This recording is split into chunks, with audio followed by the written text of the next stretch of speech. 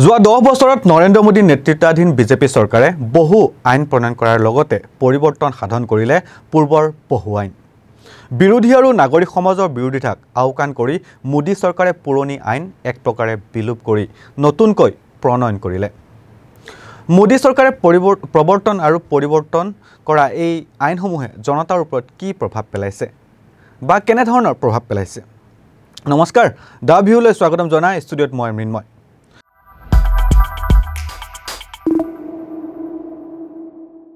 আমি প্ৰথমে নাম ল'ব লাগিব নতুন অপৰাধমূলক আইনৰ 2023 চনৰ ডিসেম্বৰ মাহত কেন্দ্ৰীয় চৰকাৰে বিগত 150 বছৰ ধৰি দেশত চলি থকা তিনিখন মৌলিক অপৰাধ আইনৰ বিস্তৰ পৰিৱৰ্তন সাধন কৰে এই তিনিখন আইন আছিল ভাৰতীয় দণ্ডবিধি IPC 1860 ফৌজদাৰী বিধি CRPC 1973 আৰু ভাৰতীয় প্ৰমাণ আইন 1872 মোদী চৰকাৰে কয় যে এই আইনসমূহ ব্ৰিটিছে ভাৰতীয় লোকৰ ওপৰত শাসন কৰিবলৈ প্ৰণয়ন কৰিছিল কিন্তু তাৎপৰ্যপূৰ্ণ কথাটো হৈছে যে ব্ৰিটিছে ভাৰতীয়ৰ ওপৰত শাসন কৰিবলৈ প্ৰৱৰ্তন কৰা বুলি ক'লেও মোদী চৰকাৰে নতুন আইন ইয়াৰ ওপৰত ভিত্তি কৰি সংশোধন ঘটাইছে বহু বিশেষজ্ঞৰ মতে নতুন আইনসমূহৰ অধিকাংশ বিধান পুৰণি আইনৰ পৰা লোৱা হৈছে অৱশ্যে ইয়াৰ বাহিৰেও নতুন আইনত বহু নতুন অপৰাধ সন্নিৱিষ্ট কৰা হৈছে আৰু এই আইনসমূহৰ অপব্যৱহাৰক লৈ বহু বিশেষজ্ঞই উদ্বেগ প্ৰকাশ কৰিছে উদাহৰণস্বৰূপে দেশত আইন আঁতৰোৱা হৈছে যদিও দেশৰ সাৰ্বভৌমত্ব ঐক্য আৰু অখণ্ডতা ৰক্ষাৰ বাবে বিধান অনা হৈছে বিশেষজ্ঞসকলে কয় যে এই আইনত অপৰাধৰ পৰিসৰ অতি বৃহৎ কৰা হৈছে সেয়েহে চৰকাৰে ইয়াৰ অপব্যৱহাৰ কৰাৰ পূৰ্ণ সম্ভাৱনা আছে নতুন আইনত আৰক্ষীৰ জিম্মাত ৰখাৰ সময়সীমাৰ সন্দৰ্ভতো এক বৃহৎ পৰিৱৰ্তন কৰা হৈছে এতিয়ালৈকে থকা বিধান অনুসৰি এজন ব্যক্তিক সৰ্বাধিক 15 দিন আৰক্ষীৰ জিম্মাত ৰাখিব পাৰি যদিও এতিয়া অপৰাধৰ ভয়াৱহতাৰ ওপৰত নিৰ্ভৰ কৰি ইয়াৰ ম্যাদ 60 আৰু 90 দিনলৈ বৃদ্ধি কৰা হৈছে লগতে তদন্ত আৰু ন্যায়িক সিদ্ধান্তৰ বাবে বাধ্যতামূলক সময়সীমাও আৰোপ কৰা হৈছে দ্বিতীয়তে ক'ব লাগিব গোবধ আৰু গো সুৰক্ষা সম্পৰ্কীয় আইন বিজেপি শাসিত কমেও 5খন ৰাজ্যত গোবধ আৰু পৰিবহণ নিষিদ্ধ কৰাৰ বাবে নতুন আইন প্ৰণয়ন কৰা হৈছে ইয়াৰ দ্বাৰা গো সুৰক্ষা আইন পূৰ্বতকৈ অধিক কঠোৰ কৰা হৈছে উদাহৰণস্বৰূপে কৰ্ণাটকৰ 1964 চনৰ আইন সলনি কৰি 2020 চনত গোবধ প্ৰতিৰোধ আৰু গো সংৰক্ষণ আইন প্ৰণয়ন কৰে ইয়াৰ পূৰ্বেও ৰাজ্যত গো হত্যাত নিষেধাজ্ঞা আৰোপ কৰা হৈছিল যদিও নতুন আইন অনুসৰি ৰাজ্য চৰকাৰে 13 বছৰৰ তলৰ মহ বধতো নিষেধাজ্ঞা আৰোপ কৰিছে ইয়াৰ লগতে এনে অপৰাধৰ শাস্তি 6 মাহৰ পৰা 7 বছৰলৈ বৃদ্ধি কৰা হৈছে যদিও আইনখনে পোনপটীয়াকৈ কোৱা নাই এই নতুন আইনখনৰ উদ্দেশ্য হৈছে বৃহৎ জীৱ-জন্তুৰ মাংস ভক্ষণ নিষিদ্ধ কৰা এই নতুন আইনখনে গৰু মহৰ ক্ৰয় বিক্ৰয় আৰু এঠাইৰ পৰা আন ঠাইলৈ যাতায়াতৰ ক্ষেত্ৰতো প্ৰভাৱ পেলাইছে অসম হাৰিয়ানা গুজৰাট আৰু মহাৰাষ্ট্ৰৰ দৰে ৰাজ্যতো এনে পৰিৱৰ্তন কৰা হৈছে গুজৰাটৰ গোবধৰ শাস্তি 7 বছৰৰ পৰা সৰ্বোচ্চ যাৱজ্জীৱন কাৰাদণ্ডলৈ বৃদ্ধি কৰা হৈছে ভাৰতৰ সৰ্ববৃহৎ ৰাজ্য উত্তৰ প্ৰদেশতো বিজেপি চৰকাৰে শেহতীয়াকৈ হালালৰ বাবে প্ৰমাণপত্ৰ থকা বহু সামগ্ৰী নিষিদ্ধ কৰিছে ইফালে ভাৰতৰ কেৰালা মেঘালয় আৰু নাগালেণ্ডৰ দৰে কিছু ৰাজ্যত এতিয়াও গো মাংস নিষিদ্ধ কৰা হোৱা নাই তথাপিও কিছুমান ৰাজ্যত গো মাংস নিষেধাজ্ঞা সম্পৰ্কীয় আইন এতিয়াও আদালতত বিচাৰাধীন হৈ আছে 2016 চনত বোম্বাই উচ্চ ন্যায়ালয়ে গো মাংস ৰক্ষাৰ গোচৰত অভিযুক্তক অপৰাধী হিচাপে গণ্য কৰাটো অসাংবিধানিক বুলি ঘোষণা কৰিছিল ইয়াক উচ্চতম ন্যায়ালয়ত প্ৰত্যাহ্বান জনোৱাৰ লগতে বিষয়টো বৰ্তমান বিচাৰাধীন হৈ আছে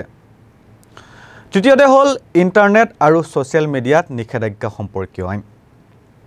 2021 চনত কেন্দ্ৰীয় চৰকাৰে ইণ্টাৰমিডিয়েটৰী guidelines and digital media ethics code আইন 2021 প্ৰণয়ন কৰে নতুন আইনখনে ছ'চিয়েল মিডিয়াত ইজ্জাৰে বিভিন্ন ধৰণৰ তথ্য পোষ্ট বা প্ৰচাৰ কৰাৰ ওপৰত কেতবোৰ বাধা আৰোপ কৰা হৈছে এই আইনৰ দ্বাৰা নিউজ ৱেবছাইট আৰু নেটফ্লিক্সৰ দৰে OTT প্লেটফৰ্মৰ পৰা আৰম্ভ কৰি ইউটিউবাৰলৈকে সকলোকে নিয়ন্ত্ৰণ কৰাৰ প্ৰয়াস হিচাপে দেখা গৈছে এই আইনখনত অসাংবিধানিক বুলি অভিহিত কৰি বহু ন্যায়ালয়ত প্ৰত্যাহ্বান জনোৱা হৈছিল দুখন উচ্চ ন্যায়ালয়ে নতুন নিয়মৰ কিছুমান অংশ নিষিদ্ধ কৰিছে প্ৰাইমা ফেচিয়ে ইয়াত মত প্ৰকাশৰ স্বাধীনতাৰ মৌলিক অধিকাৰ উলংঘা বুলি গণ্য কৰিছে এই আইনৰ অধীনত চৰকাৰে এটা তথ্য পৰীক্ষাকাৰী সংস্থা গঠন কৰিব পাৰে যিয়ে বাতৰিৰ বৈধতা পৰীক্ষা কৰিব। যদি এই সংস্থাই কোনো বাতৰি ভুল ঘোষণা কৰে তেন্তে ৱেবছাইট, গুগল, ফেচবুক আৰু ইণ্টাৰনেট সেৱা প্ৰদানকাৰীয়ে আঁতৰাই পেলাব লাগিব। যোৱা কেইবছৰমানৰ পৰা তথ্যৰ অধিকাৰ আইনৰো বহু পৰিৱৰ্তন কৰিছে।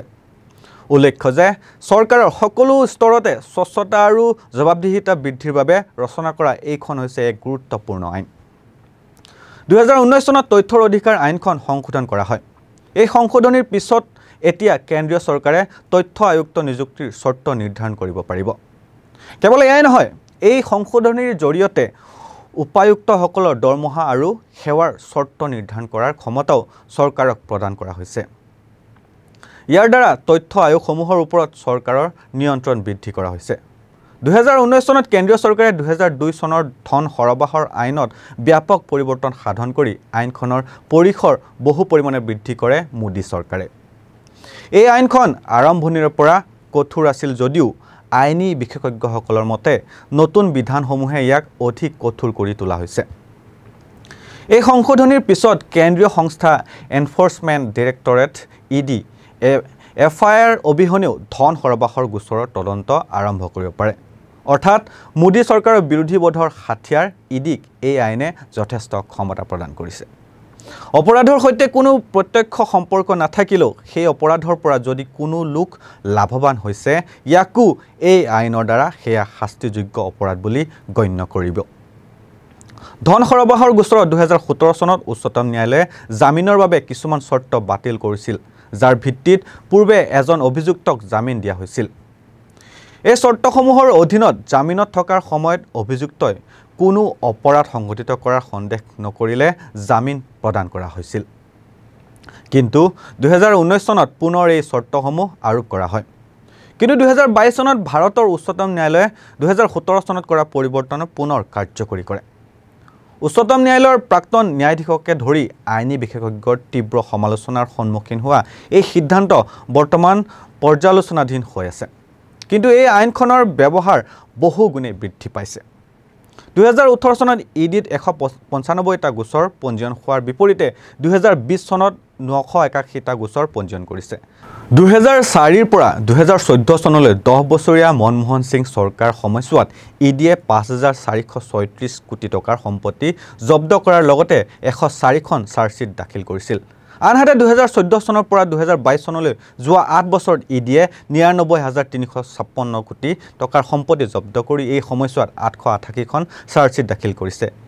ইডি ৱেবছাইটৰ তথ্য অনুসৰি অতি পৰিসৰৰ কথাটো হৈছে যে 888খন চাৰ্জশ্বীট দাখিল কৰাৰ পাছতো 2023 চনৰ জানুৱাৰী পৰ্যন্ত ধন সৰবৰাহৰ গোচৰত মাত্ৰ 45জন লোকক দোষী সাব্যস্ত কৰা হৈছে।